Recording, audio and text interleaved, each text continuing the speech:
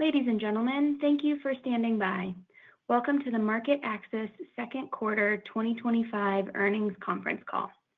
At this time, all participants are in a listen-only mode. Later, we will conduct a question-and-answer session. If you would like to ask a question during this time, simply press star followed by the number one on your telephone keypad. If you would like to withdraw your question, press star one again. As a reminder, this conference call is being recorded on August 6, 2025. I would now like to turn the call over to Steve Davidson, Head of Investor Relations at MarketAxess. Please go ahead, sir.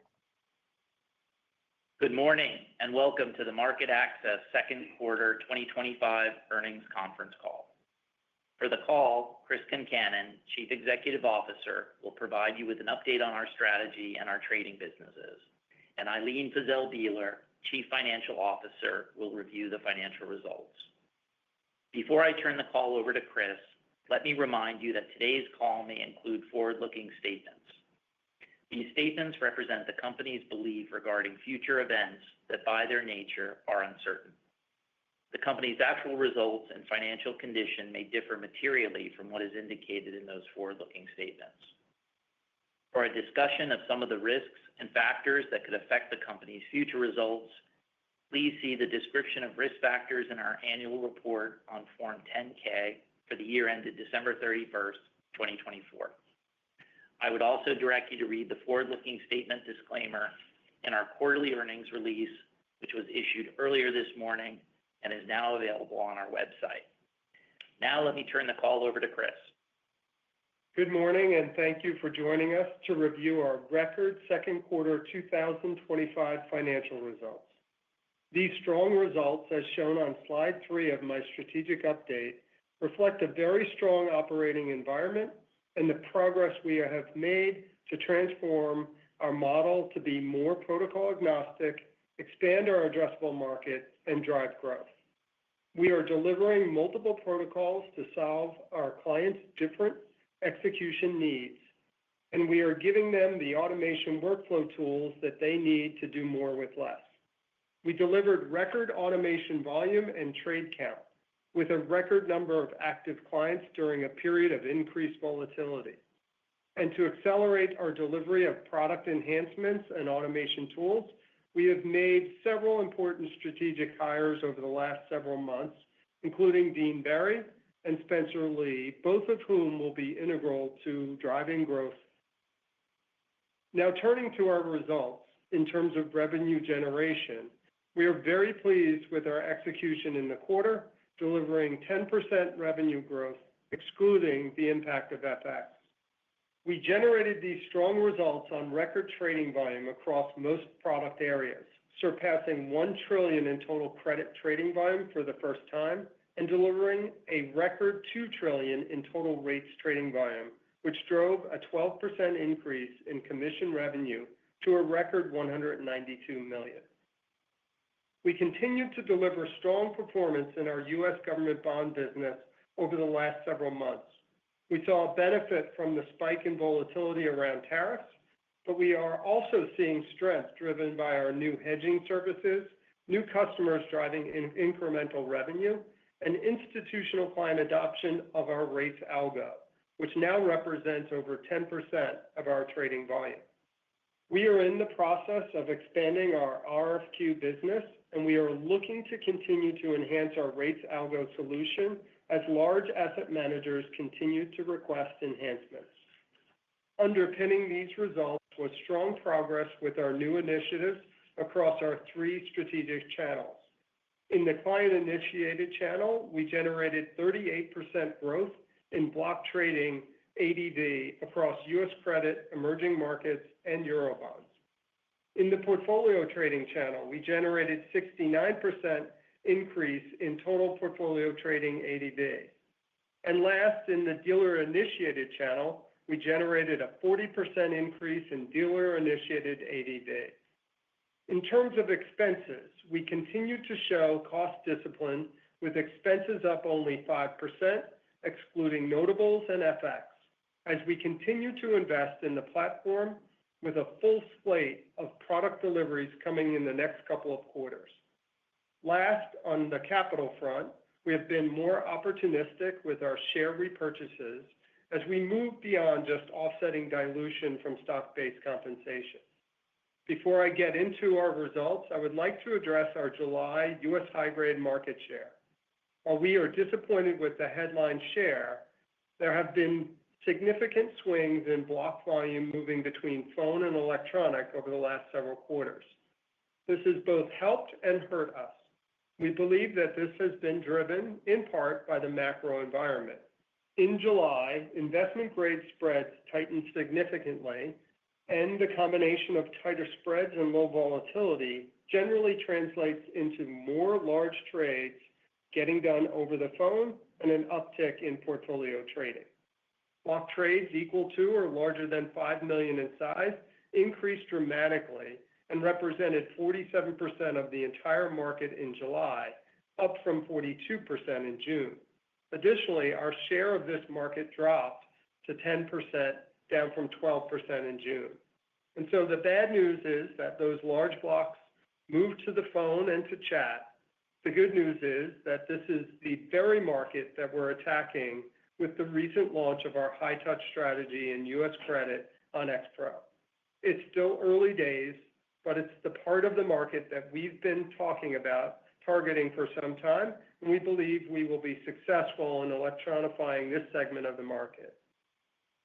Slide 4, 5, and 6 update you on how we are executing across the 3 strategic channels we are focused on to grow our market share. As slide 5 clearly shows, the key performance indicators across our platform are all green this quarter, reflecting the underlying fundamental strength of our business, as well as the strong progress we are making with our new initiatives. Turning to slide 6, in the client-initiated channel, we've made strong progress with block trading, with our targeted block solution now rolled out in emerging markets and Eurobonds and recently launched in U.S. credit.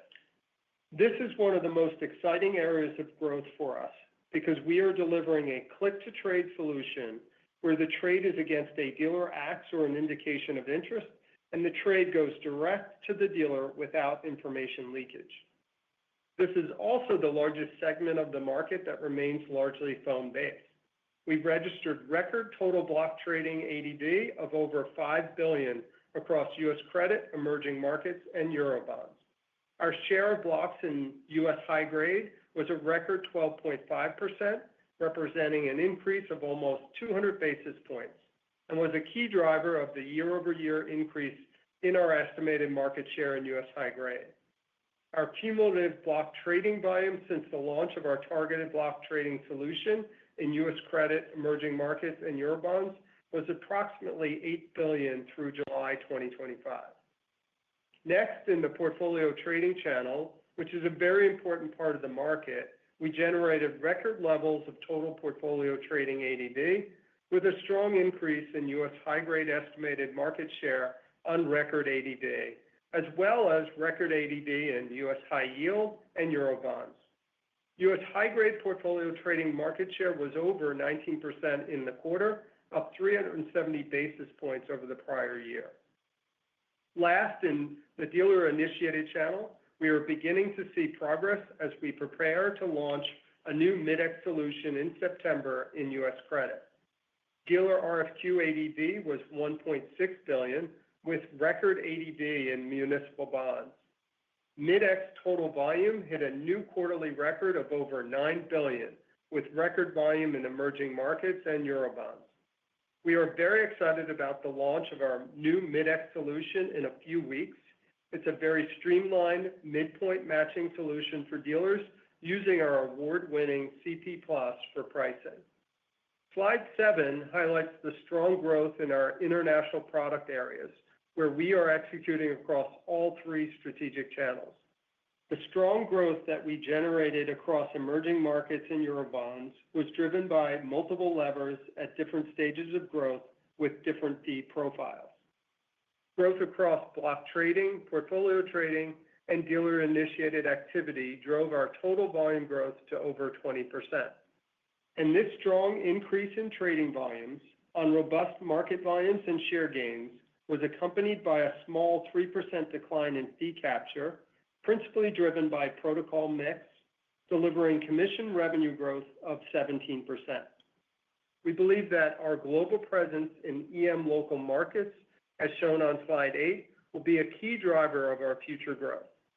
The opportunity with local EM markets is enormous, as indicated on the right side of the slide, with 85% of the EM market made up of local currency corporates and sovereigns compared to just 15% hard currency corporates and sovereigns.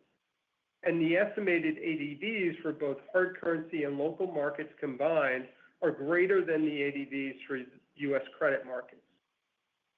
Our estimate is that most local market trades take place with onshore clients, while only a small percentage of our trades are taking place with onshore clients.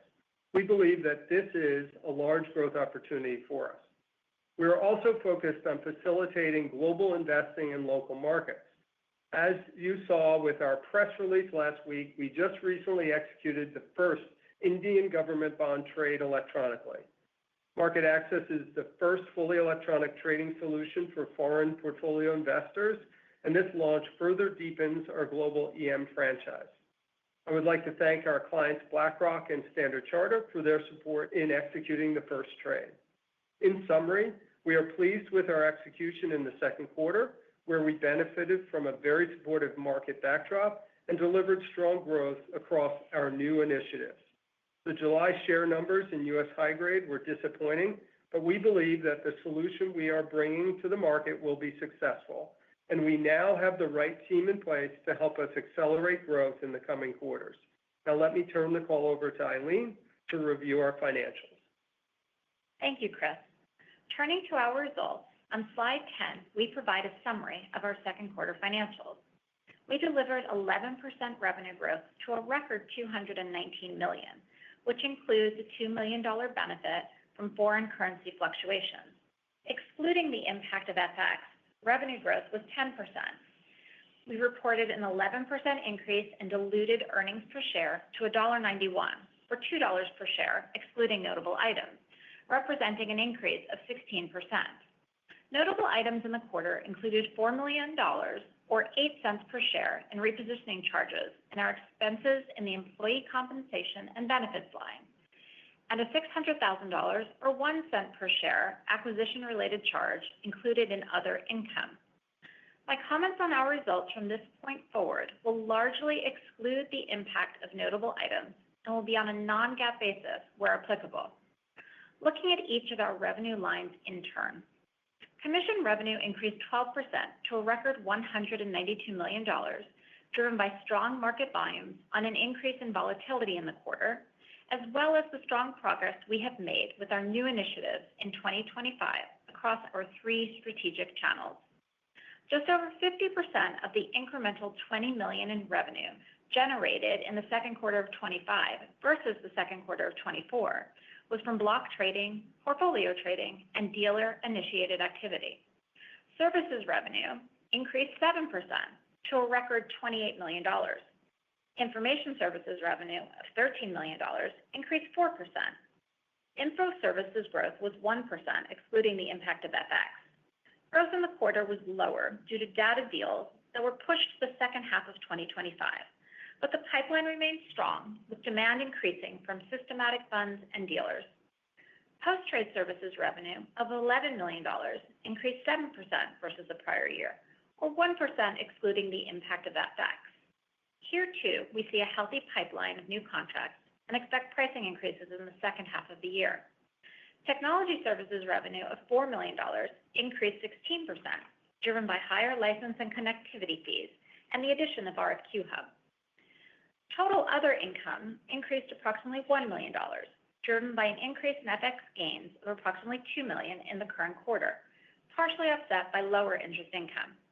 For modeling purposes, with the closing of RFQ Hub in mid-May and consolidation of their revenues and expenses, the earnings of the unconsolidated affiliate line will go away in 3Q. But there is a performance incentive plan underway with our non-controlling shareholders, which had a non-cash impact of approximately $900,000 in the current quarter in other net. The effective tax rate was 26.9%, up from 24.8% in the prior year, reflecting the increased accrual for the uncertain tax position reserve we established in the first quarter of 2025. On slide 11, we provide more detail on our commission revenue and our fee capture.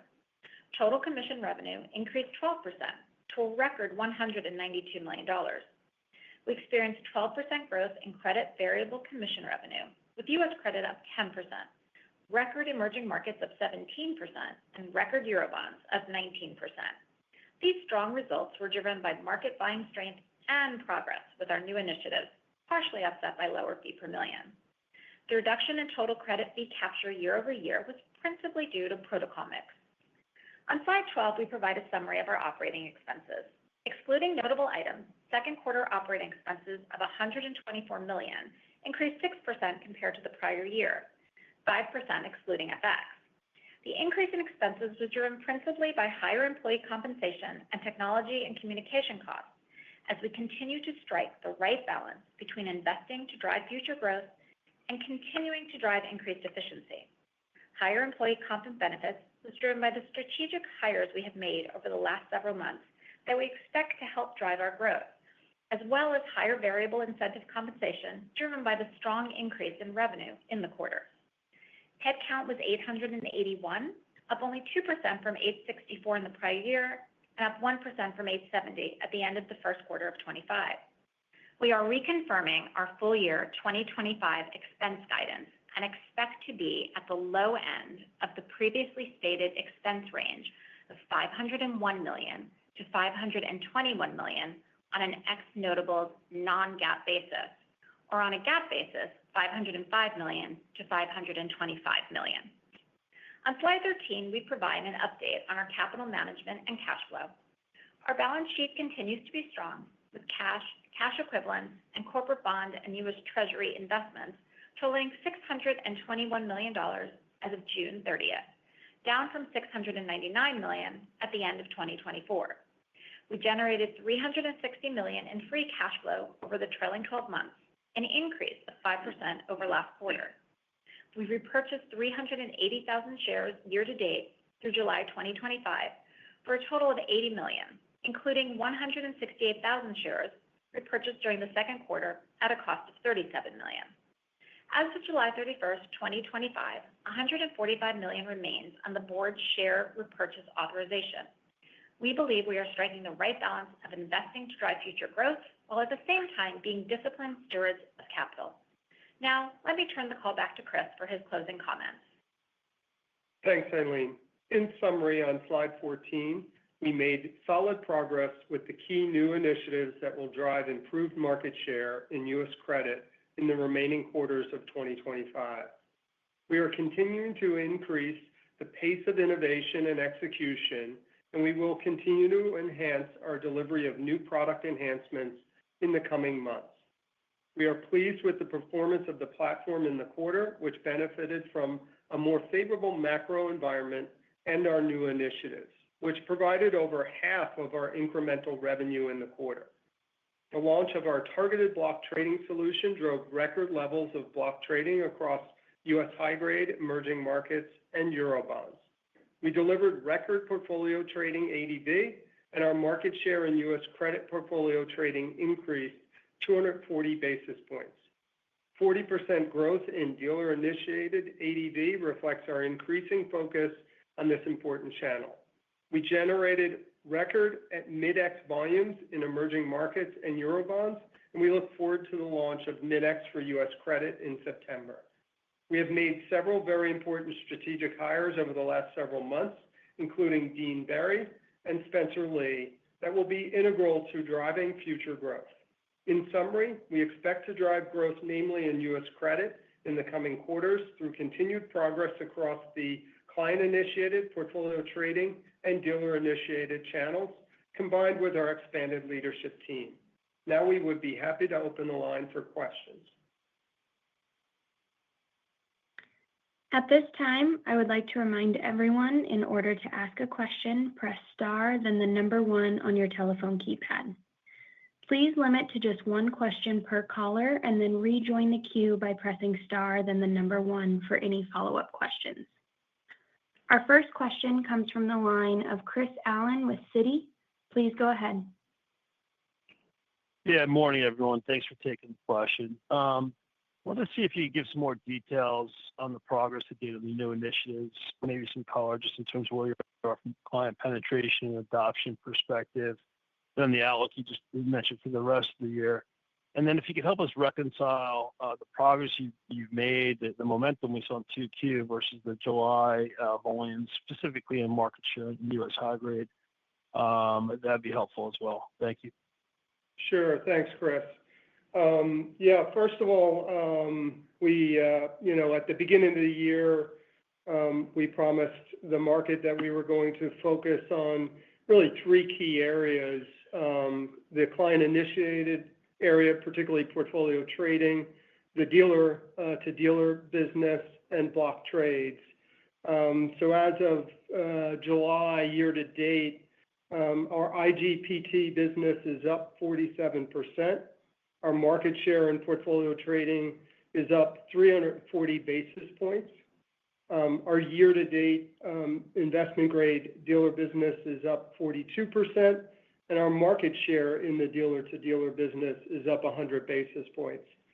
And that's our promise is also we're launching Mid-X in September. So that's without a mid-market matching solution in the dealer-to-dealer business. In high yield, our year-to-date portfolio trading business is up 42%, and our market share in high yield portfolio trading is up 100 basis points. So again, we're showing a growth year-to-date across all of those segments. And most exciting is around our block activity. We're seeing growth across the markets that we've launched our block solution in, Eurobonds, EM, and obviously U.S. credit as well. Year-to-date, our block activity is up over 20%, and our block share has increased as a result of those solutions in that market. So across the three initiatives, we are delivering outsized performance, and we're pretty excited about what's to come in those three areas. We are also excited about this Mid-X launch for U.S. credit. We do think that will have an impact on our dealer-to-dealer growth rates as a result, and that's due to go live in September. I'm also excited about our block trading solution in investment grade and in high yield. It's really just been recently launched to a number of users, and we're expanding that user base in the coming weeks as we onboard more dealer content. And then we're also rolling out, all of this initiative was also while we were upgrading our technology. So we're seeing further rollout of that new tech into Europe with X-Pro going live in Europe just this month. And then we have some exciting new features rolling out in the coming months in our portfolio trading platform as well. So certainly year-to-date progress that we're excited about those three initiatives. With regard to July, I certainly would like to cover the July market share numbers, particularly in IG. July was a very similar market dynamic that we saw in February of this year, with exceptionally narrow spreads and quite low volatility. When we see that kind of market dynamic, we typically see a pickup in portfolio trading and mid-market matching solutions in the market. And certainly portfolio trading volumes did go up in July and rose to 13% of the overall market. What's interesting is we tend to see a pickup in the mid-market matching solutions as dealers kind of recycle that higher PT volume into those midpoint matching solutions. So they tend to exit that risk using those midpoint matching solutions.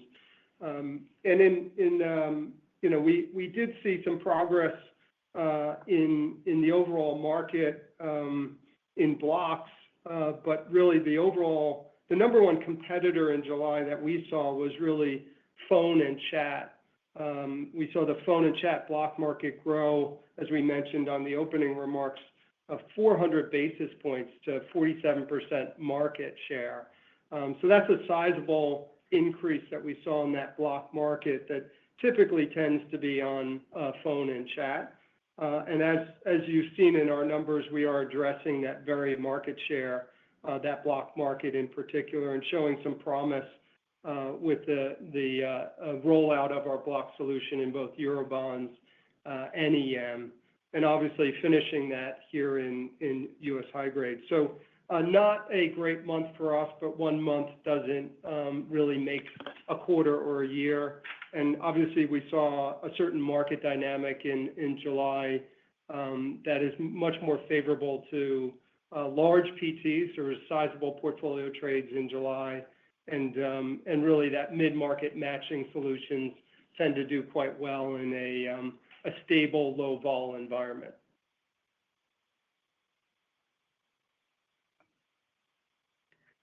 All right, the next question comes from Patrick Moley with Piper Sandler. Please go ahead. Yes, good morning. Thanks for taking the question. Chris, I was hoping you could just update us or maybe just elaborate on some of the drivers of the fee per million decline in the quarter. It didn't fall too much sequentially, but it was the lowest it's been in a few years. So just wondering kind of what the drivers were there and then what your expectations are going forward. It looks like it popped up a little bit in the month of July. So any color around fee per million would be great. Thanks. Hey, Patrick, it's Eileen. Thanks for the question. So I think this is probably not a surprise, right? But if you look at what the drivers have really been for us in terms of fee per million recently, it's sort of the same as you've heard from us in the past. And as you noted, for the month, we saw it pop up a little bit in terms of the sort of July 25 versus June 25. And that was really due to what we were seeing in terms of high grade duration, right? We saw that move out to about 8.9 years. And so that was obviously a benefit, and that actually offset what we saw in portfolio trading, which was, as Chris mentioned, we saw an increase in PT volumes, and that actually goes the other way, right? So it was sort of, think of that as like $4, sort of in the positive column, and then $2 offset because we saw additional PT volumes. And when you think about it from the year-over-year perspective from the quarter that you asked about, and this is also true, but on a smaller level in terms of the quarter-over-quarter for the quarter, it's really more than about, again, it's new protocols, right? And so when we see that we have more PT coming through, in particular, you're going to see that puts some pressure on fee per million. Now, we know, and as we just saw in July, that when high grade moves out, when duration moves out, that's a good guy, and that can help us. So the moves you saw really were based on sort of protocol, and product mix within what we were seeing happening.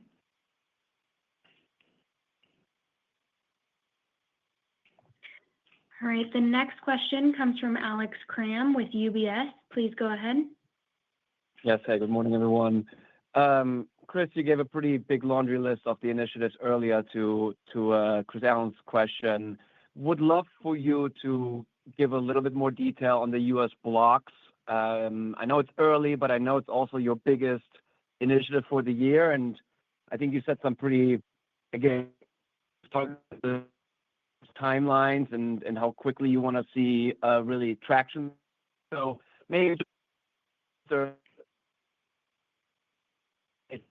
learnings from EM and Eurobonds that are translating into that perhaps, and yeah, how should we be thinking about the timelines to really make an impact on your market share here?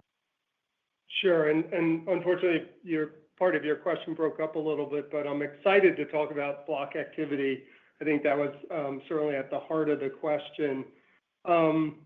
First, we're very excited with the success we're seeing in both emerging markets as well as Eurobonds from a block perspective. As I mentioned, our block volume year to date is up over 20%. More importantly, in Q2, we saw sizable performance in block trading. It increased just in IG 40%. and we actually picked up block market share, hit as high as 12.5% in the quarter. So certainly exciting to see that in our U.S. Investment grade offering. Certainly in the offering in EM and Eurobonds, we continue to see success in blocks. Our EM block volume was up 27% in Q2, and we saw $1.6 billion in EM block trades in Q2. So certainly it's having an impact. We're seeing trader behavior changes, and that's exciting when you roll out a block solution because, again, we always point out the other 50% of the market is largely blocks across the credit market. And so being able to show that we have launched an offering and are finally cracking into that phone and chat market is truly exciting. We also are seeing further progress. I think some of our best progress is in Eurobonds in blocks, where we continue to grow market share as a result of blocks. Our block volume just in July alone was up 54% in Eurobonds. So we're having a really positive reaction from the market in that block volume across both EM and Eurobonds. In the U.S., moving to your question around investment grade and high yield, we are seeing clients enjoying the benefits of having that block tool, but it's still early days in terms of what we rolled out in the U.S. We are planning on having more dealer content come into that market. We're working with dealers closely across the U.S. credit market. It's a key ingredient to have that dealer content in order to attract block trade solutions. So exciting for the progress and excited about what's to come. I look at where we have very strong dealer content in EM and Eurobonds has really led to the success of the block tool. And I expect similar outcomes from our client traders when they see the content become more robust in U.S. credit. So exceptional performance where we have that content and very excited about overall progress in the U.S.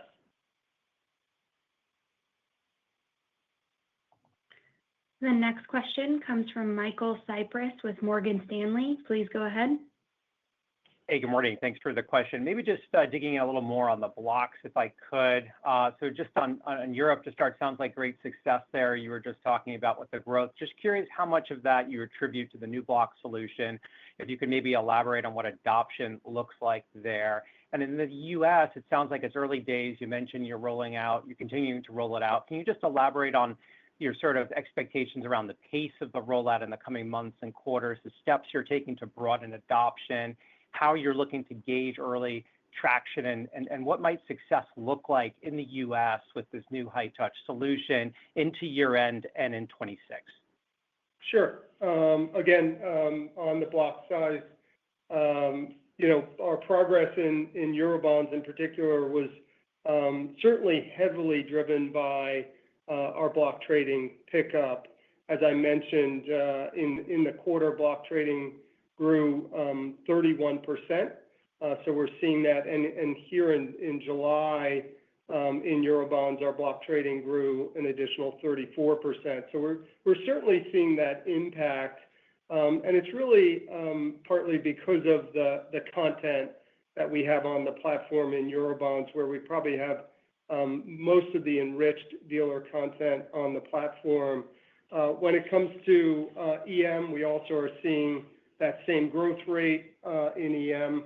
Again, the EM blocks have been driven partially by our new targeted solution, but also by the willingness of clients to use our all-to-all open trading for block size liquidity.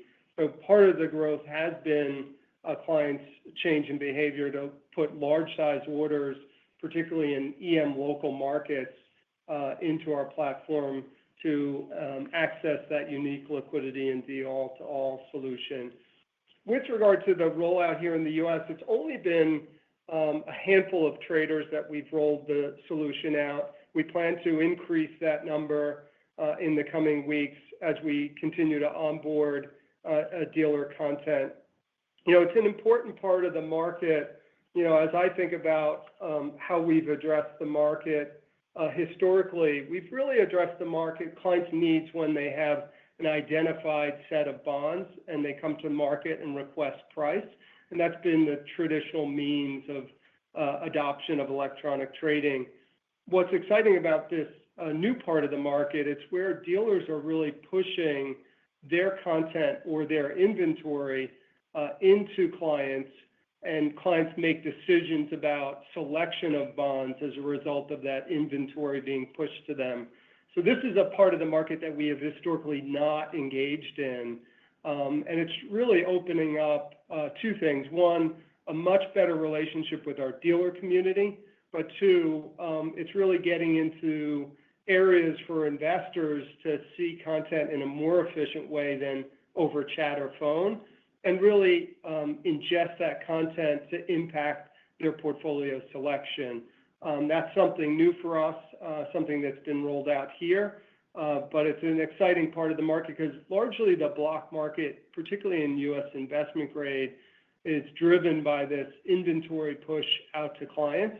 And it's exciting to finally being tapped into that part of the market and pushing dealer inventory or dealer axes into the hands of investors. The next question comes from Simon Clinch with Redburn. Please go ahead.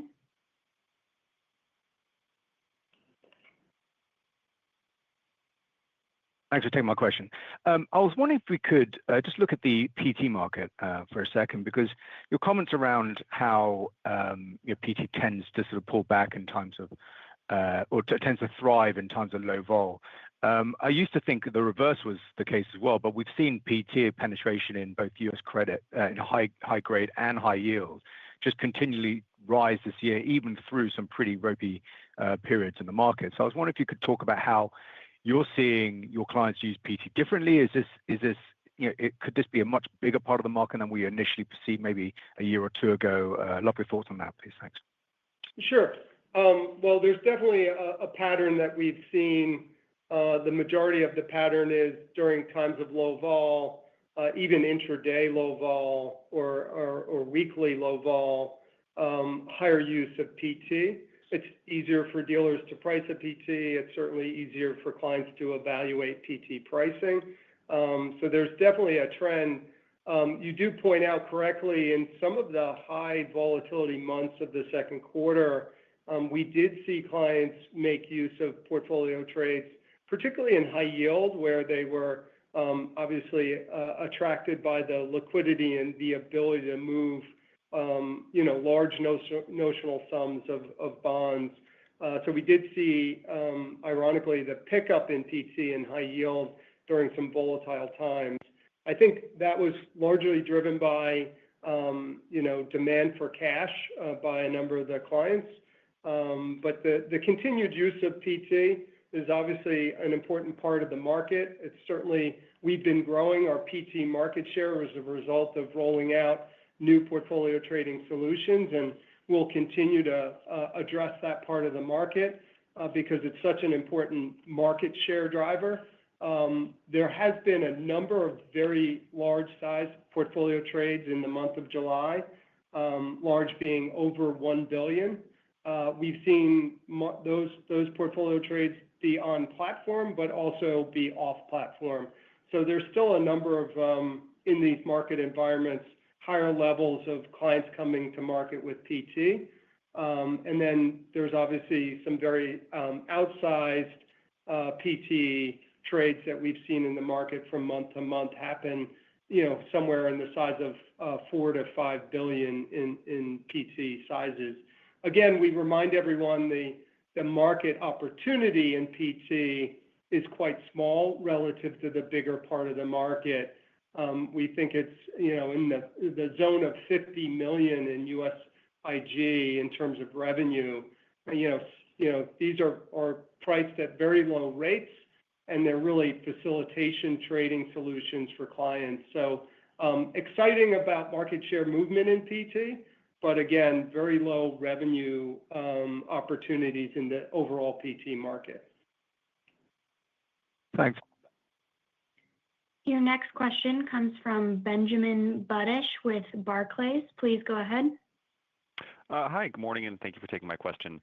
Chris, in your prepared remarks, you talked about a number of new strategic hires. I was wondering if you could expand on that a little bit. What are these individuals tasked with doing? What are their primary KPIs you're going to be measuring? How do you think they'll be kind of moving the needle? And if you're successful in these hires, when do you think that might translate into results? Thank you. Sure. Again, very excited about our new hires, some that have started and some are due to start in the coming months. So Spencer Lee is really overseeing all of our product in the U.S. credit market. So it's exciting to see the impact he's already had on our products and our product priorities and organizing our efforts around portfolio trading solutions. He certainly has a known brand among our clients and a known brand among the dealer community. He has been building out solutions for really larger trade sizes in his prior role. So we are excited about his input and his knowledge around our block trading solution and expect him to obviously focus on portfolio trading, block trading, and our dealer solutions in the coming months. Dean Berry will be joining in late September, so we're excited about his entry to MarketAxess. He has a breadth of knowledge across markets, data, and analytics, and certainly skilled in M&A as well. So we're excited about Dean joining us in the coming month. Okay, great. Thank you very much. Our next question comes from the line of Kyle Voigt with KBW. Please go ahead. Hey, good morning. Maybe I could just ask a question on the muni business. I still know it's still small, obviously, but can you just kind of update us on market share progress? What else do you need to do in terms of capability or new product rollout to kind of find the next leg of market share growth there? And then anything you can also share just regarding some of the movement on kind of an implied fee capture within that bucket and how you expect that to progress moving forward. Sure. Look, we're very excited about our muni business. The year-over-year growth in munis has been exciting. Certainly, the Q2 activity that we just published has been up quite dramatically. Our overall ADV, we hit records in Q2. Our market volume was up 23%. And what's exciting about 2Q and current performance is a lot of that growth has been driven by our tax-exempt business, which is a very unique part of the business. Within the tax-exempt business, we were up 34% in terms of record volume. And here in July, which was a much lighter month for the muni market, we were up 12% in our tax-exempt business. So we continue to see excitement around electronification of the muni market. We've rolled out portfolio trading to our muni market investors, which is an important tool for them. And a key component to that muni market is also our all-to-all solution where clients are able to access unique liquidity across that muni market. So we continue to make investments in the muni market. Our most recent investment was our CP Plus for munis. The feedback on that data feed is quite exciting. Certainly in the second quarter, clients noted that our CP Plus for munis outperformed the other real-time market data solutions in the muni market. So Certainly, we see further adoption as a result of that data and its performance in the market. So overall, pretty excited about our muni business. Our fee per million actually in July was up as a result of the activities across that market. So we are certainly happy about the direction of travel of fee per million overall. We also have a sizable dealer business in the muni market as well, and seeing that grow not only in the second quarter, but also here in July, it grew about 38%. So overall, pleased with the muni progress we've made year to date and year over year. July was obviously a slow month from an overall secondary market turnover for us, but certainly an exciting progress across those initiatives that we continue to talk about. The next question comes from Alexander Blostein with Goldman Sachs. Please go ahead. Hey everyone, good morning. This is actually Aditya filling in for Alex. Thanks for taking our questions. So appreciate all the updates on block trading and PT. Was hoping to just talk about the firm's capital return priorities and importantly where M&A stacks up in the mix. Sure. Happy to discuss that. I think, as you know, MarketAxess over time has always really been driven by and focused a lot on the organic opportunity ahead of us, which we know we still think is really quite significant.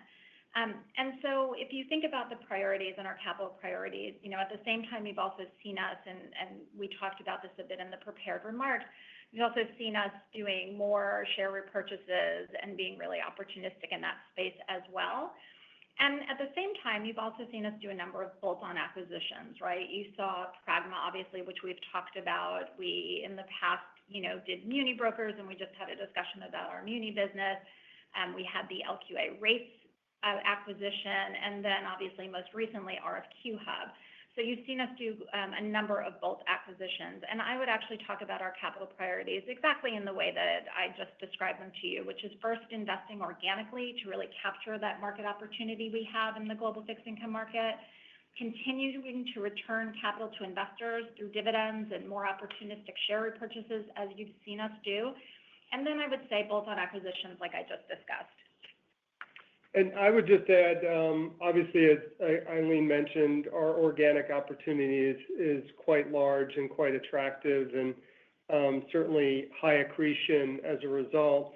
Our balance sheet is positioned certainly attractively to engage in M&A, and with the more recent executive changes here at MarketAxess, we also have executive level capacity to engage in M&A. So I'm excited about our opportunity to look at the market with a fresh balance sheet and a fresh set of eyes looking for opportunities in the M&A market. The next question comes from the line of Eli Abboud with Bank of America. Please go ahead. Good morning. Thanks for taking the question. Can you dig more into your performance in Europe? It looks like volumes are up 21% year to date. I know part of that is from a larger pie, but it also seems like there's been some pretty good share gains lately. What's driving those share gains? Who's it coming from? And are there any particular protocols or customer channels that have been particularly strong? Sure. Thanks for that question. The Eurobond market has been a very exciting market in 2025. Overall market activity has continued to grow.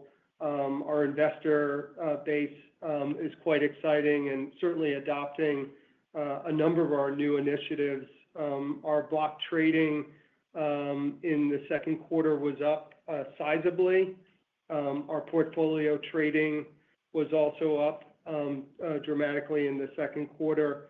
And just in July alone, our PT volume was up 64%. So we're delivering on all of those initiatives, blocks, portfolio trading, and the dealer initiative, and client adoption is high. we're seeing outsized growth rates in those markets and market share increases. So Eurobonds happens to be a place where we have a robust block solution with all the dealer content. We have a number of key investors using that solution. We have a robust portfolio trading tool with lots of analytics and pre-trade analysis for traders to use our portfolio trading tool. And then our dealer business with the full rollout of Mid-X across the Eurobond business, we're seeing growth rates there in the dealer business as well. So it's really where we're firing on all three initiatives that we're seeing that very attractive growth rate across the Eurobond business. All right, your next question comes from Dan Fannon with Jefferies. Please go ahead. Thanks. Good morning. Just wanted to follow up on the previous question around the hires and management changes. Just curious if you're done with that process, if there are more to go, and the team that you have together is the one that you think can execute upon the goals you've outlined for this year and beyond. Thanks for the question.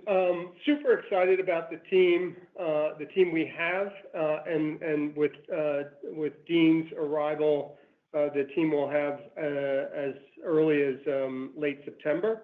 So excited about what that capacity brings, certainly to our product knowledge and the practical knowledge of the product team.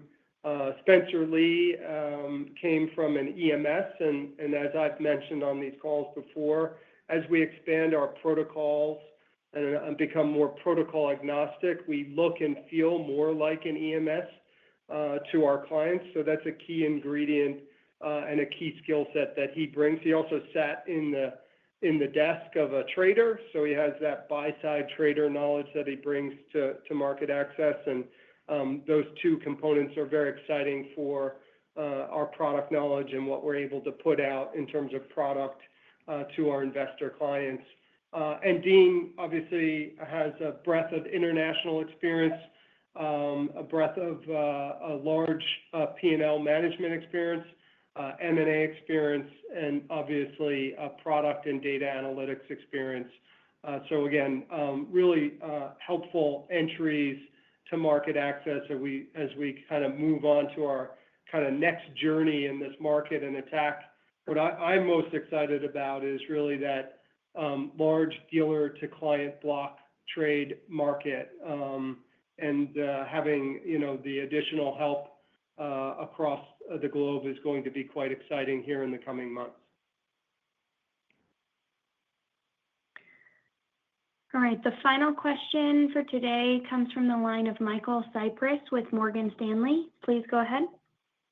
Thanks for taking the follow-up question here. Just wanted to ask about portfolio trading in the month of July. And I know it's just a month, don't want to overemphasize. Just curious what was driving the decline year on year and U.S. credit portfolio trading share. I think that was down about 160 basis points to around 15.6%.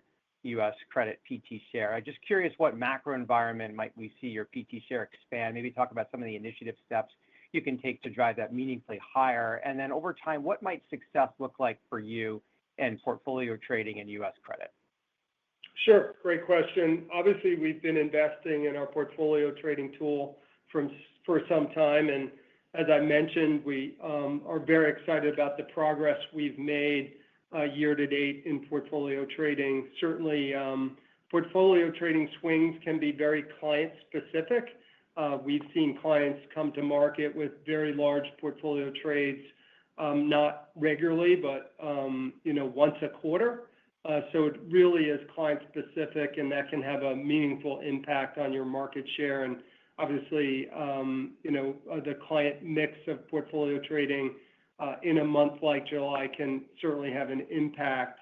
In high yield in particular, we did actually grow our portfolio market share in July. So we did see a pickup of 70 basis points in market share and portfolio trading market share in July. So certainly we're seeing that client demand continue to come to use our portfolio trading solution.